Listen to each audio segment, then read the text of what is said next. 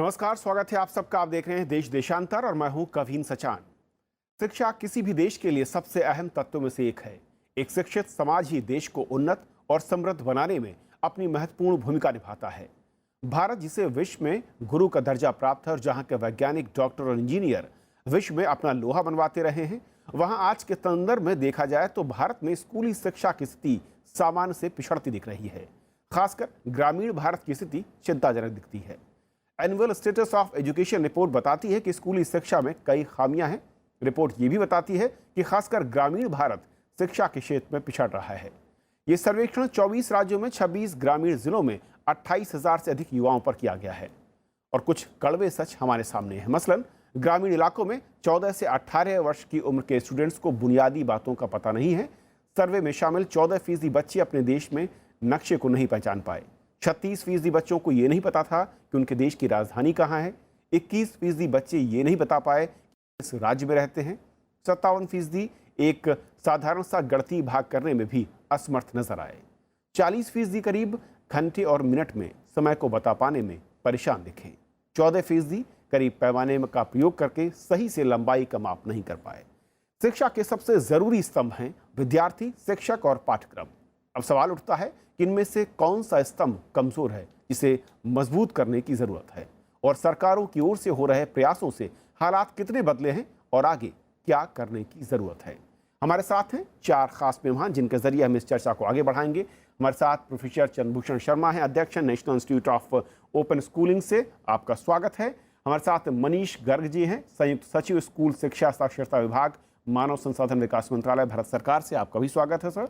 Doctor VK. Gautam हमारे साथ हैं, पूर्व सहायक आयुक्त केंद्रीय विद्यालय से, आपका स्वागत है सर। और डॉक्टर रुक्मणी बनर्जी हमारे साथ हैं, सीईओ प्रथम शिक्षा फाउंडेशन से, आपका भी स्वागत है। शुरुआत में करना चाहूँगा गौतम साहब आपसे, ये जो तमाम बातें निकल कर आती हैं भारतीय शिक्षा को लेकर, और ख़ास तौर पर मैं कहूँ कि पहली से और 10वीं और 12वीं तक की शिक्षा की बात करूँ, ये जो कई अलग अलग सर्वे अलग अलग वक्त पर आते रहते हैं, ये क्या इशारा कर रहे हैं असल में, और कितने चिंताजनक हैं कि जो मूलभूत बातें हैं वो हमारे 14 से 18 साल के बच्चे या स्कूली प्राइमरी स्कूल के बच्चे उसको नहीं जानते या बता नहीं पाते। नहीं, ये जो सर्वे आ रहे हैं ये निश्चित ही कुछ न कुछ इंडिकेट कर रहे हैं जो चिंता का विषय है। वो चिंता का विषय इसलिए है कि जो क्वालिटी है, क्वालिटी है एजुकेशन की, वो उस ग्रामीण अंचल में गिर रही है। इस कारण को खोजना होगा, क्योंकि जब कारण खोजेंगे तभी तो आप कुछ प्रेस्क्राइब कर पाएंगे कि उसका क्या इलाज होगा, क्या रेमेडीज होंगी।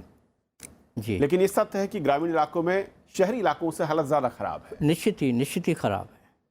आपकी नज़र में क्या ये सत्यता के करीब है, और इसके लिए सबसे बड़ी जिम्मेदारी क्या नजर आ रही है? क्या पाठ्यक्रम को लेकर दिक्कतें हैं, शिक्षक के स्तर पर दिक्कतें हैं, या आधारभूत जो एक सोच है, जो एक वातावरण है, वहाँ कहीं कोई कमी दिखती है? देखिए, हमको लगता है कि पूरे स्थिति को जांचने के लिए आपको ऐसे शुरू करना होगा कि हम कहाँ तक पहुँच पाए हैं। स्थिति कैसी थी 1960 में, 1970 में, 1980 में, उसके परिप्रेक्ष्य में आपको देखना होगा कि 2017 में स्थिति कैसी है। स्थिति बहुत खराब नहीं है, मेरा ये कहना होगा, लेकिन कुछ ऐसी नीतियां बनी, कुछ ऐसे निर्णय लिए गए जिसके कारण कि हम ऐसी स्थिति में आ गए हैं कि हमको डिफेंड करना पड़ रहा है कि हम बहुत अच्छी स्थिति में नहीं हैं। निश्चित तौर पर गाँव में शिक्षा बहुत अच्छी नहीं है, वहाँ शिक्षक नहीं है। बारी बारी से ये कहा जाता है कि शिक्षक शहरों के स्कूल में पढ़ाना चाहते हैं, गांव के स्कूल में जब उनका ट्रांसफर होता है वो जाते ही नहीं है, तो टीचर एब्सेंटिज्म है। ये है, हम सब जानते हैं। लेकिन इसके पहले हमको ये देखना पड़ेगा कि 60 में क्या स्थिति थी, 2017 में क्या स्थिति है, और बीच में क्या हुआ। शिक्षा का अधिकार कानून आया और हमने कई सारी चीजें बदली, कई सारी चीजें होनी थी। तो उसके परिप्रेक्ष्य में देखिए, जो आपने सही कहा, बच्चा, पाठ्यक्रम और शिक्षक। पाठ्यक्रम कैसा है? पाठ्यक्रम में कोई कमी है क्या? आप देखिए कि आपने जो नेशनल करिकुलम फ्रेमवर्क बनाया है 2000-2005, उसमें दुनिया उसको सराहती है, और जो आपका पाठ्यक्रम है वो अच्छा है, लेकिन शिक्षक कहाँ थे? 2009 में जब आपने शिक्षा का कानून अधिकार पास किया था तो आपने कहा था कि हर एक शिक्षक पर 35 से ज्यादा बच्चे नहीं होंगे। आप नहीं दे सके, आप नहीं दे सके। 2009 में असेसमेंट हुआ था, 24 लाख शिक्षक कम थे। 7 साल के दरमियान आप 6 लाख टीचर ही केवल ट्रेन कर पाए, तो आपने शिक्षा का अधिकार कानून क्यों लगाया? और उसके बाद आपने नो डिटेंशन लगा दिया कि कोई भी किसी भी बच्चे को किसी भी कक्षा में रोका नहीं जाएगा, वो चढ़ता जाएगा। शिक्षक नहीं है, अप्रशिक्षित है, और आपने ये कह दिया कि बच्चे को आप चढ़ने दीजिए, पास करते जाइए। क्या किया था आपने? केओस किया था। इन सब चीजों को परिप्रेक्ष्य में देखना होगा और तभी आप कह सकते हैं कि स्थिति कितनी खराब है। यानी कि शुरुआती जो आप कह रहे हैं कि कंपेयर करना होगा कि हम कहाँ खड़े थे और आज कहाँ पर पहुंचे हैं। जी जी मनीष जी, जी, दो बातें, शुरुआती जो सवाल है उसके जरिए कि हमारा क्या पहला फोकस सरकारों का ये रहा कि पहले तो बच्चे स्कूल जाते ही नहीं थे, फोकस हमने ये किया कि स्कूल जाना शुरू करें, उससे पहले स्कूल ही नहीं थे तो बिल्डिंगें तैयार की गई, स्कूल बनाए गए।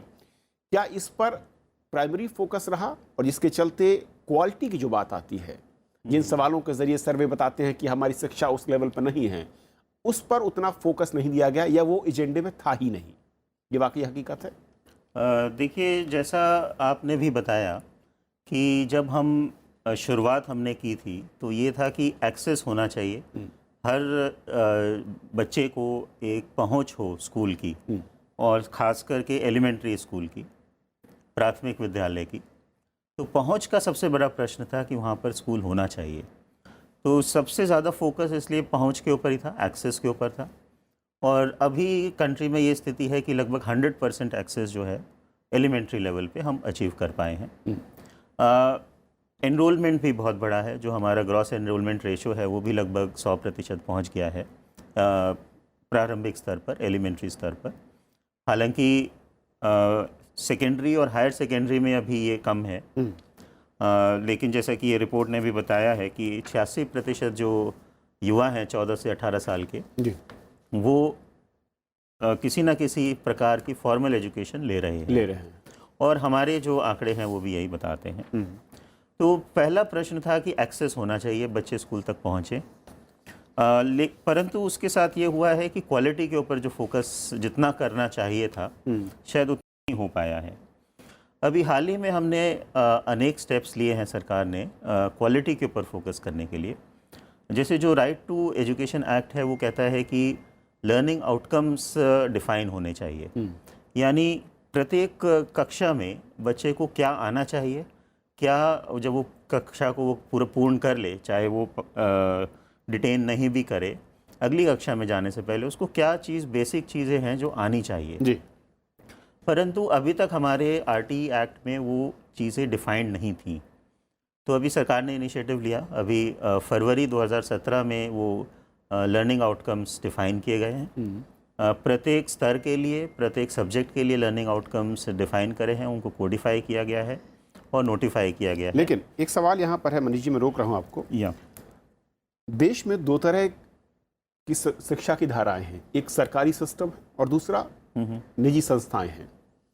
लर्निंग आउटकम की जब बात होती है, मैं देखता हूं कि देश में आज तमाम स्कूल कॉलेज खुले हुए हैं जो प्रारंभिक शिक्षा से लेकर 12 तक की बात करते हैं। हर स्कूल का एक अपना सिलेबस है, हर स्कूल की अपनी एक किताब है, और मैं कहूं कि एक बिजनेस मॉडल है जिसके जरिए वो आगे बढ़ रहा है।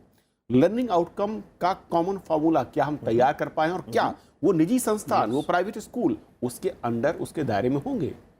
देखिए, लर्निंग आउटकम्स तो बेसिक है, वो हमने तैयार कर दिए हैं, नोटिफाई कर दिए हैं, और सभी राज्य सरकारों ने भी उसको लगभग 19 क्षेत्रीय भाषाओं में ट्रांसलेट भी किया है। और उसको प्रचार करने के लिए उसका कि हर, न केवल हर अध्यापक तक पहुँचे, हर बच्चे तक पहुँचे, हर पेरेंट तक पहुँचे वो लर्निंग आउटकम, ये प्रयास जारी है। पोस्टर्स के ज़रिए, ब्रोशर्स के ज़रिए, इवन जो नोटबुक्स के पीछे उनको प्रिंट किया जा रहा है। तो इस तरह के प्रयास जारी है जिससे कि पेरेंट्स को भी पता रहे कि अगर मेरा बच्चा इस कक्षा 3 में है तो उसको क्या आना चाहिए अगर वो 3 पूरी कर ले। लेकिन शर्मा जी, जो मेरा सवाल था कि असल में जब हम बंटवारे को देखते हैं, हर स्कूल का अपना सिलेबस, हर स्कूल की अपनी किताबें हैं, तो फिर लर्निंग आउटकम और जो जवाबदेही की बात है कि वो एक पैरामीटर जो है, एक पैमाना सेट करने की बात है, क्या उसमें अलग अलग दिखता है? और ये बड़ी कमी है? नहीं, करिकुलम तो एक ही है सर। देखिए, इसीलिए मैंने चर्चा किया था नेशनल करिकुलम फ्रेमवर्क का। National council for educational research and training, NCERT ने एनसीएफ बनाया, जो देश के सामने रखा था कि ये पढ़ाया जाएगा, यही होगा। और उसी के आधार पर एनसीईआरटी ने किताब भी बनाई और उसी के आधार पर सीबीएसई एग्जाम लेता है। लेकिन जिसकी चर्चा की है मनीष गर्ग जी कि कक्षा 1 के बच्चे को कितना आना चाहिए, ये अब हम लोग बना पाए हैं, अभी तक नहीं बना पाए थे। कक्षा 12 में जब वो निकलेगा तो क्या होगा, और इसके आधार पर अब असेसमेंट कर रहे हैं, शहर का बच्चा, गांव का बच्चा बराबर सीखे। जो आप कह रहे हैं ये पहले की स्थिति है, आपको शायद पता नहीं होगा। अब ये अनिवार्य दिया गया है कि कोई भी विद्यालय जो सीबीएसई का एफिलिएशन लेगा वो एनसीईआरटी की ही किताब पढ़ाएगा, ठीक है। तो पहले जो हो रहा था नहीं, कि कोई अनिवार्य नहीं, देखिए सच अनिवार्य नहीं मैं है। इसी पर आना चाह रहा था परंतु कि ये अगर है मैं कि जो एनसीईआरटी की पुस्तकें जो है हाँ। वो उनको किस तरह से सुगमता से उपलब्ध कराया जाए। एक ऑनलाइन पोर्टल बनाया गया है जिसमें कि सभी विद्यालय वो कर सकते हैं, ऑर्डर कर सकते हैं उसको, और सुगमता के पॉइंट ऑफ व्यू से सीबीएसई द्वारा सभी स्कूलों को एक एडवाइजरी, एक सुझाव दिया गया है। मैंडेटरी नहीं है, ऑप्शनल है, ऑप्शनल है, लेकिन एनसीईआरटी की पुस्तकें जो हैं वो उनकी कॉस्ट कम है, प्लस वो जो पर्टिकुलर सिलेबस के साथ भी अलाइंड है और लर्निंग आउटकम्स के साथ भी अलाइंड है। तो देखने में ये आया है कि अधिक से अधिक स्कूल जो है, इवन प्राइवेट स्कूल जो है, वो उसको अडॉप्ट कर रहे हैं। या नहीं सर, उसमें क्या है, किताबें अलग अलग हो सकती हैं लेकिन करिकुलम तो एक ही है ना। मुझे नई दिल्ली स्टेशन जाना है तो कोई भी रास्ता पकड़ूं, रूट कोई भी ले पहुंचना तो सकता वहीं है। तो जो करिकुलम तो हमारा एक है, सीबीएसई का हो, उस करिकुलम को फॉलो करना है। चाहे एनसीईआरटी की किताब पढ़ाइए आप, चाहे प्राइवेट की पढ़ाइए। कई बार ऐसा होता है प्राइवेट पब्लिशर की किताब और अच्छी होती है एनसीईआरटी से, जी, बहुत एग्जॉस्टिव कॉम्प्रिहेंसिव होती हैं और एक्सप्लेनेशन बड़े अच्छी तरीके से देती हैं। जी। अब मैं दूसरे पॉइंट पर आ रहा हूँ, जो आप लोग बार कह रहे थे कि जिस तरीके से जो सिस्टम बदला गया कि एग्जाम को हटाकर आपको आगे बढ़ाना है स्टूडेंट्स को, ये गलत हुआ सर। ये क्या ये सिस्टम, इसने उस सिस्टम को हार्म किया? क्योंकि इसके भी मकसद था कि बच्चों में दबाव ना हो, मैं आपको वो अपनी जो एक प्रतिभा है उसको निखार करके सामने लाएं। लेकिन क्या इसका कहीं उल्टा असर हुआ, और अगर ऐसा हुआ तो क्या कारण थे? निश्चित ही उल्टा असर हुआ। असल में ऐसा होता है जब टेस्टिंग नहीं होती है तो बच्चा भी नहीं पढ़ता है मन से, टीचर भी नहीं पढ़ाता, तो सर्टेनली निश्चित ही रूप से क्वालिटी एजुकेशन की गिर जाती है। देखिए ऐसा होता है जब जैसे मेरे को टेम्परेचर है तो मैं डॉक्टर के पास जाता हूँ। आजकल डॉक्टर टेस्ट करेगा, टेस्ट करने के बाद जो बीमारी की जड़ है उस हिसाब से प्रेस्क्राइब करेगा, रेमेडी बताएगा। ऐसे ही एजुकेशन में जब आप टेस्ट करेंगे तो बच्चे का पता लगेगा उसका वीकनेस है कहाँ, स्ट्रेंथ है कहाँ। वीकनेस के हिसाब से टीचर उसको रेमेडिएशन या रेमेडियल मेजर देगा, एक स्पेशल कोचिंग देगा, तो उस वीकनेस को वो अलग दूर होगी। लेकिन होता क्या है, जो पर्यावरण है उसमें न तो टेस्टिंग हो रही है, न बच्चा मोटिवेटेड है, न टीचर उतना क्वालिफाइड है, और टेस्टिंग मटेरियल जो भी है वो ढंग से यूज नहीं किया जाता। अच्छा, एक कहावत है सर कि poor teacher tales, poor teacher is telling and A average teacher is only writing on the black board, and good teacher is demonstrating and excellent teacher is inspiring. तो वो इंस्पिरेशन है ही नहीं वहाँ। मैं इस पॉइंट पर आऊँगा, उससे पहले रुक्मिणी हमारे साथ जुड़ चुकी है। रुक्मिणी जी, आप लोगों को सर्वे है और वर्ल्ड बैंक का सर्वे से अलग अलग कई सर्वे आए हैं। दो बातें मैं समझना चाहूँगा, आपके सर्वे में वो बातें आई ज़रूर हैं, लेकिन कितनी वो जो स्कूल हैं जहाँ पर सर्वे हुआ है, जिन स्टूडेंट्स का सर्वे किया गया, क्या इनमें प्राइवेट स्कूल भी शामिल रहे? मेरा पहला सवाल। और दूसरा सवाल कि अगर आप पिछले सर्वे और उसकी परफॉर्मेंस को देखें तो हाल के वर्षों में और पिछले दशकों से कितना बदलाव पॉजिटिव या नेगेटिव नजर आया है? नमस्कार। मैं दो बातें आपकी जो हैं वो मैं क्लियर करना चाहूंगी। एक है, असर के सर्वे स्कूल में नहीं किए जाते हैं, वो ये हाउस होल्ड सर्वे है। पिछले 10 साल से जो हम कर रहे हैं हाउस होल्ड सर्वे है। सेंसस के लिस्ट के आधार पर रैंडमली गांव चुने जाते हैं हर जिलों में, एंड फिर उसी गांव में रैंडमली हाउस होल्ड चुने जाते हैं और उस घर में जो भी बच्चे होते हैं उनका सर्वे किया जाता है। जो हमारा लगातार पिछले 10 साल से जो असर सर्वे हम लोग कर रहे हैं वो 5 साल से लेके 16 साल के जितने भी बच्चे हों घर में, किसी भी स्कूल में जाएं या स्कूल से बाहर हों, उनका सर्वे किया जाता है। और इस बार हमने 14 से 18 साल के बच्चों को या युवक जो भी आप कहें उनका किया गया है और उसी तरह से किया गया है। तो ये पहली बात हुई। दूसरी बात है कि जो हमारा नॉर्मल असर सर्वे होता है उसमें हम एक बहुत ही फाउंडेशनल स्किल आप कह सकते हैं पढ़ने का और गणित का, उसकी जांच की जाती है। और इस बार हमने उसके अलावा और कई चीजें जोड़ी हैं, क्योंकि इस उम्र के बच्चे और कई तरह की चीजें करते हैं, जैसे कि बाजार में जाना, कुछ खरीदना, बैंक से कोई लेन देन करना, तो उस तरह के कुछ लेकिन एक्टिविटीज भी इसमें डाले जी गए। रुक्मिणी जी, एक और मेरा सवाल, उसके बाद मैं चर्चा को और आगे बढ़ाऊं। उससे पहले शहरी इलाकों में हमने देखा है कि टीवी, मोबाइल और इस तरह के जो सिस्टम हैं, इनका इम्पैक्ट फैमिली पर भी है और वो इम्पैक्ट बच्चों पर भी दिखता है अवेयरनेस को लेकर। ग्रामीण इलाकों में ये चीज़ें कई बार लैग करती हैं, कई जिलों में हमने देखा है। क्या इसके चलते ये जो जनरल क्वेरी है, अवेयरनेस के सवाल हैं, इनसे ग्रामीण इलाके के बच्चे दूर नहीं हो सकते? एक ये संभावना ऐसी हो सकती है? हमने जो उनको जो इस बार गतिविधियां दी हैं वो ऐसी गतिविधियां हैं जैसे कि पैसे गिनना, या जो वजन के जो तराजू में जो चीजें यूज होती हैं वो हैं। मुझे लगता है कि वो ग्रामीण हो या शहरी हो, ये बहुत ही कॉमन, जिसको हम कहते हैं कि डेली टास्क हैं। जरूर आपका कहना सही है कि इंटरनेट या कंप्यूटर, इसका पेनिट्रेशन गांव में कम हो सकता है, पर हमारे सर्वे हम देख रहे हैं कि लगभग 70 से 80% बच्चे मोबाइल यूज करते हैं। इस उम्र के बच्चे मोबाइल यूज करते हैं।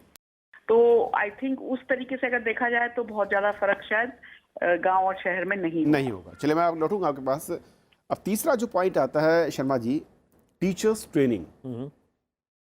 क्या ये सच नहीं है कि देश में टीचर वो एक ऑप्शनल के तौर पर है? कोई भी युवा जो उस फील्ड पे जा रहा है, कहा यह जाता है कि कहीं कोई जॉब नहीं मिली तो वो टीचर बन गया, और इसीलिए गुणवत्ता में सबसे ज्यादा इसका असर दिख रहा है। देखिए, पहली बात से मैं सहमत हूं कि शिक्षकों की स्थिति देश में जो बनी, एक तरफ हमारे सामने उदाहरण रहता है गुरु द्रोण का और सबका, और दूसरी तरफ आज के शिक्षक की स्थिति है जो निश्चित तौर पर दयनीय है। तो ये बात सच है कि जिसको आम तौर पर कुछ नहीं मिलता है वो जाकर शिक्षक बनता है, लेकिन आप ऐसा नहीं कह सकते हैं कि सारे शिक्षक ऐसे ही हैं। नहीं, ये बिल्कुल नहीं कहा मैंने। बिल्कुल कुछ हाँ, हो सकते हैं, कुछ हो सकते हैं। लेकिन जो ज़्यादा जरूरी बात है जिस पर चर्चा होनी चाहिए कि हम लोगों को शिक्षक प्रशिक्षण पर ज़्यादा ध्यान देना चाहिए था, और पूरे शिक्षा व्यवस्था को जो बदलने की बात हुई, अब हम लगभग 100%, एक स्थिति थी 2012-13 में कि 110% बच्चे विद्यालय में थे। जब ये अभी सरकार ने इसको आधार से जोड़ दिया तो हजारों लाखों बच्चे खो गए, वो है नहीं अब। तो ये इन बच्चों को पढ़ाने के लिए जो शिक्षकों की आवश्यकता थी उसको सबसे पहले पूरा करना था। हम लोग पहले एक्सेस पर ध्यान दिए, बिल्डिंग बनाए, कंप्यूटर खरीदे, लेकिन शिक्षक प्रशिक्षण नहीं किए। मैं आपको उदाहरण बताऊं, 2009 में जब शिक्षा का अधिकार कानून लागू हुआ तो 24 लाख टीचर चाहिए थे। आज अभी सरकार ने यह निर्णय लिया है कि एक बार में सभी शिक्षकों का प्रशिक्षण होगा और बिल्कुल आधुनिक तकनीक से होगा, तो स्वयं प्लेटफॉर्म से हो रहा है और 15 लाख शिक्षकों का प्रशिक्षण एक साथ हो रहा है। देर आए दुरुस्त आए, ये 2009 में होना था जो अब हो रहा है। तो अगर शिक्षक प्रशिक्षित हो जाएगा, और देखिए nobody is a born teacher, right, वो प्रशिक्षण के बाद ही बनता है। तो और ये शिक्षक जब गांव में भी पढ़ाएगा तो गांव की भी स्थिति बदलेगी। यानी कि ट्रेनिंग पहला है कि पहला होना चाहिए था, जो हम लास्ट में लिए हैं। और जैसा इन्होंने कहा, हमने क्या किया है अभी हाल के महीनों में, रादर कहा जाए, सबसे पहले हमने ये तय किया कि लर्निंग आउटकम्स क्या होगा, क्या सीखना चाहिए बच्चे को। ताज्जुब की बात है कि आज तक हम किया ही नहीं थे। तब हमने तय किया कि हम हर जिले में जाकर के, जिस सर्वे की बात आप कर रहे हैं, 26 राज्यों के 24 गांवों में, हर राज्य के हर ऑलमोस्ट तालुका में जाकर के सर्वे किया गया है। तो नेशनल असेसमेंट सर्वे किया है एनसीईआरटी ने। ये दुनिया का आज तक का सबसे बड़ा सर्वे है। और एक और जो समस्या रही है, मैं कहूँ कि कई राज्यों में हमने देखा है, अब तक शिक्षा के लिए जो लोकल स्तर पर कई सारे कॉलेजेस खुले, सर्टिफिकेट बांटने की दुकानें चल रही थी। क्या ये भी एक बड़ा कारक है शिक्षा के गिरते स्तर को लेकर, और सेंट्रल सिस्टम की जरूरत होनी चाहिए थी, जिसकी तरफ शायद देरी के साथ कदम उठाया गया? बहुत बढ़िया आपने प्रश्न उठाया है। एनसीटीई का रिव्यू हुआ, जितने कॉलेज खुले हैं 2010 से लेकर के 14 तक में, अनप्रेसिडेंटेड है। क्यों कॉलेज खुलते गए? क्योंकि वो केवल सर्टिफिकेट चर्निंग मशीन्स बन गए। 2014 के बाद जब इसको बंद किया गया, तभी यह निर्णय लिया गया कि हम लोग एक साथ बड़े पैमाने पर मॉडर्न टेक्नोलॉजी, स्वयं प्लेटफॉर्म से, डिजिटल प्लेटफॉर्म से हम इनको ट्रेनिंग देंगे। तो आपको एक एक करके ये करना था, जिसकी चर्चा किया कि learning outcomes, national assessment, teacher training, और इसका असर देखिए। ये शिक्षा सड़क बनाने जैसा नहीं है कि एक महीने में सड़क बनाया, दूसरे महीने दिख रहा है। बिल्कुल जो आपने कहा, यही मैं इसको आगे बढ़ाना चाह रहा था कि, और गौतम साहब से बेहतर कौन समझाएगा कि शिक्षक से जब हम उम्मीद करते हैं कि सब कुछ कर देगा और एक कच्ची मिट्टी को एक शेप देते हुए एक बड़े आकार को बनाएगा जो कि दुनिया में नाम रोशन करेगा, लेकिन शिक्षक को क्या जो मिलना चाहिए था वो हम देने की कोशिश कर रहे हैं, उसकी तरफ आगे बढ़े हैं, या वो सिर्फ पाने की हम ख्वाहिश रखते हैं उससे? नहीं, एक तो शर्मा साहब ने जो कहा शिक्षक की स्थिति दयनीय, मैं इससे डिफर करता हूँ। ऐसी बात नहीं है। टीचर का अब भी सम्मान है, टीचर संपन्न है। और अब टीचर जो चाहे तो, जैसे आपने बताया, कुम्हार मिट्टी के बर्तन को एक शेप दे देता है, टीचर शेप दे देता है। हम आप ये सब टीचर्स ने ही तो बनाए हैं। तो टीचर की एक पर्सनैलिटी है। लेकिन ऐसा होता है कि एक मोटिवेशन ऐसी चीज़ है, बच्चा गांव में पढ़ रहा है, टीचर पढ़ा रहा है।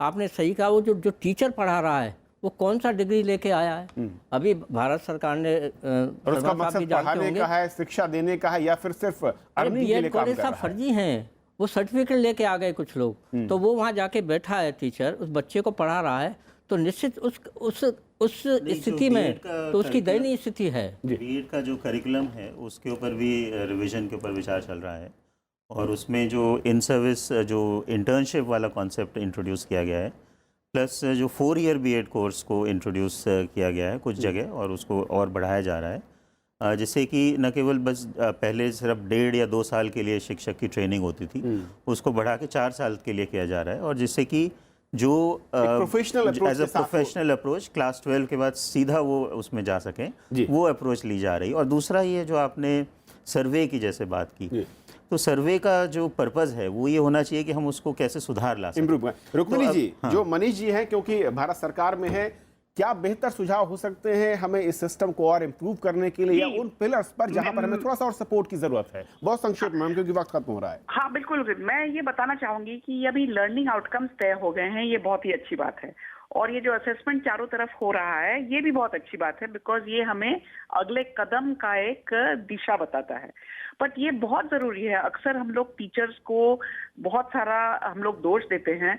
मैं समझती हूँ कि हमारे टीचर जो हैं वो अच्छा पढ़ा सकते हैं अगर उसका उनको कोई गाइड करे। तो टीचर के ऊपर के जो लेवल हैं, जिनको कहीं कहीं पे हम लोग जन शिक्षक कहते हैं, कहीं पे हम उनको क्लस्टर कोऑर्डिनेटर कहते हैं, बहुत जरूरी है कि वो रास्ता दिखाएं, वो हमारे टीचर्स को बताएं कि भाई किस तरीके से उनके जो स्कूल में जो परेशानियां हैं उनको कैसे हटाया जाए।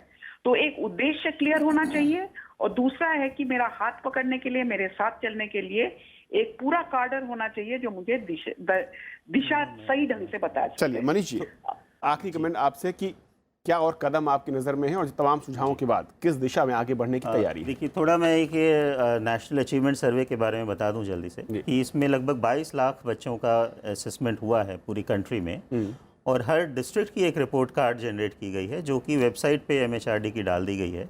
तो प्रत्येक डिस्ट्रिक्ट में हम देख पाएंगे कि वहाँ पे क्या ज़रूरतें हैं, क्या चीज़ें हैं जिसमें बच्चे, कौन से लर्निंग आउटकम्स हैं जहाँ पे वो परफॉर्म नहीं कर पा रहे हैं, और क्या इम्प्रूवमेंट की आवश्यकता है। और जवाबदेही तय होगी। जवाबदेही तय होगी, हर जिलावार उसको देख पाएंगे, ना कि बल्कि सिर्फ कंट्री वाइड, क्योंकि उससे कुछ पिक्चर का पता नहीं चलता है।